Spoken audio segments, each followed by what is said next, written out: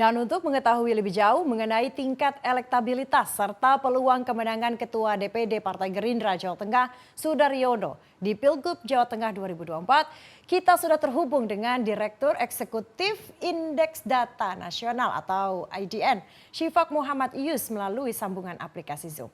Halo, apa kabar Pak Syifaq? Selamat pagi. Pagi, Mbak. Terima kasih Pak Syifaq sudah bergabung di Laporan 8 Pagi. Kita akan sedikit berdialog Pak Syifaq mengenai hasil survei yang baru saja dirilis oleh IDN. Di mana elektabilitas Sudaryono ini hampir mengejar Hendrar Prihadi ini. Bahkan sekarang sudah berada di posisi kedua. Kira-kira apa faktor yang membuat elektabilitas Sudaryono ini terus melejit? Yang pertama itu pasti terkait dengan Pilpres kemarin, di mana kita tahu Sudaryono ini merupakan tim utama kemenangan Prabowo Gibran di Pilpres di Provinsi Jawa Tengah. Karena selisih suara Prabowo dan Ganjar itu cukup sangat signifikan, itu sekitar 7 juta suara. Maka kemudian aksi-aksi belusukan yang dilakukan Sudaryono inilah yang kemudian mengerek popularitas dari Sudaryono. Baik. Saya pikir itu. Baik. Pak Syifaq, kira-kira apa saja sih maksudnya kepribadian atau ketokohan apa yang dibutuhkan pemimpin di Jawa Tengah? Yang pertama tentu hal utama yang harus dimiliki pemimpin Jawa Tengah adalah mampu menjawab persoalan-persoalan yang ada di Jawa Tengah. Yang pertama misalnya soal infrastruktur, soal ketimpangan ekonomi. Jawa Tengah ini kan nggak jauh dari Jakarta, tapi kok infrastrukturnya masih kurang bagus saja ya. Itu harusnya harus diperbaiki. Yang kedua juga soal ketimpangan ekonomi yang masih dirasakan banyak pihak. Karena itu terpotret dalam survei kita bahwa banyak masyarakat yang memang sebenarnya puas terhadap kinerja gubernur sebelumnya, tetapi masih merasakan ada ketimpangan ekonomi. Nah, yang kemudian yang harus dimiliki oleh pemimpin Jawa Tengah ke depan adalah soal keberpihakan terhadap anak muda, ya, karena sangat signifikan. Angka anak muda itu ada 40%-an lebih yang ada di Jawa Tengah. Nah, ini harus mampu diwakili oleh sosok kandidat ke depan. Baik, seperti yang tadi Anda sampaikan bahwa keterwakilan anak muda ini begitu penting begitu ya. Maka dari itu ini kan survei dilakukan terhadap segmen Wong Cilik dan anak muda ini sebanyak 800 responden. Apakah suara Wong Cilik dan anak muda ini sudah bisa cukup dikatakan mewakili suara seluruh masyarakat di Jawa Tengah? Oh, sudah pasti dong. Survei kita itu kan 800 responden dengan multi-stage random sampling. Itu yang kita potret memang anak muda dan wong cilik. Nah, tapi ini walaupun sudah keluar nama-nama Hendrar Prihadi, Sudaryono, Tati Yasin, Dikuk dan Kapolda Jawa Tengah Pak Ahmad Lutfi, tapi ini bukan berarti kemudian angkanya tidak akan berubah.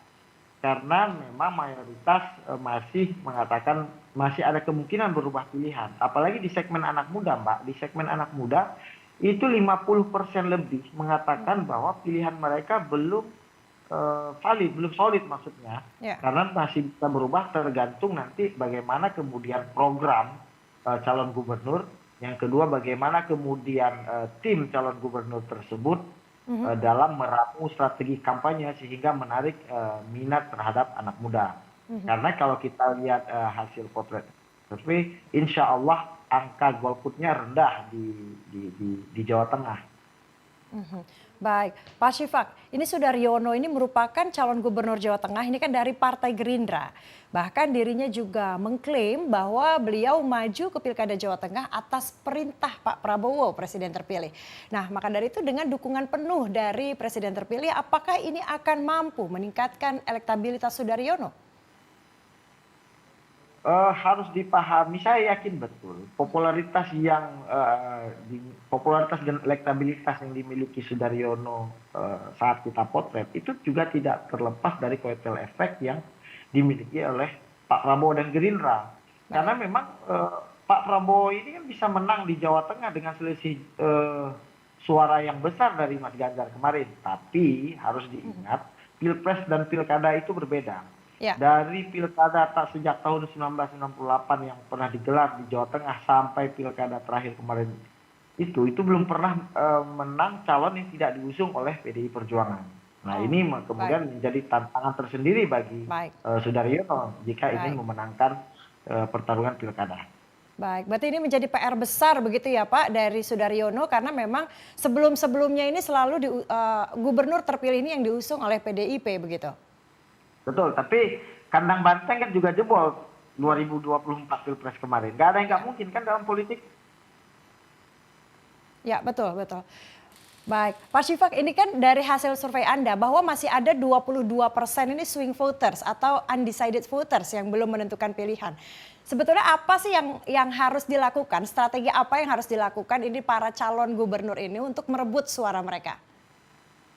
Ya, persis seperti tadi saya sebutkan sebelumnya. Karena ini kan kalau di dua segmen, baik segmen wong cilik maupun segmen anak muda, mayoritas itu memilih bukan persoalan partai politik, bukan persoalan patron, Mhm, tapi malah persoalan karena memang sosok calon gubernurnya. Artinya kualitas dari si calon itu harus kemudian yang lebih ditonjolkan. Nah, betul. bagaimana strategi kemudian adalah mampu menjawab melalui program tentunya, melalui visi, misi, dan janji kampanye, bagaimana cara menjawab keluhan-keluhan dan keinginan masyarakat di Jawa Tengah, baik yang tua maupun yang muda. Kalau misalnya anak muda itu kan pokok perhatian utama dari anak muda di sana adalah ketersediaan lapangan pekerjaan, kemudian pemerataan ekonomi. Nah ini yang kemudian harus dijawab oleh calon gubernur berikutnya sehingga bisa menarik suara swing voters tadi dan kemudian juga bisa mengunci suara-suara yang masih kemungkinan sangat besar berubah. Mhm.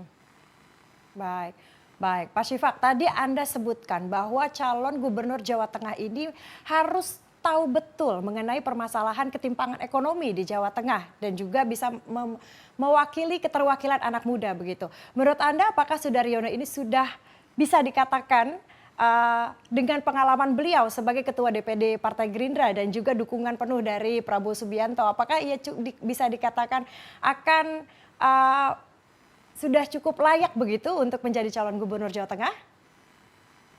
Iya pasti layak, makanya masuk kemudian nama Sudaryono ini masuk dalam 5 besar. Ya, Cuman ya ya, itu tadi kan pertarungan masih jauh, pertarungan masih panjang. Kalau kemudian terlena ya ketinggalan kereta, tapi kemudian kalau ada usaha-usaha yang lebih konkret, lebih masif yang dilakukan terus di lapangan, saya yakin atau tidak ada yang mustahil bahwa bisa saja Sudaryono bisa menjadi gubernur Jawa Tengah ke depan, apalagi disupport penuh oleh Pak Prabowo Subianto.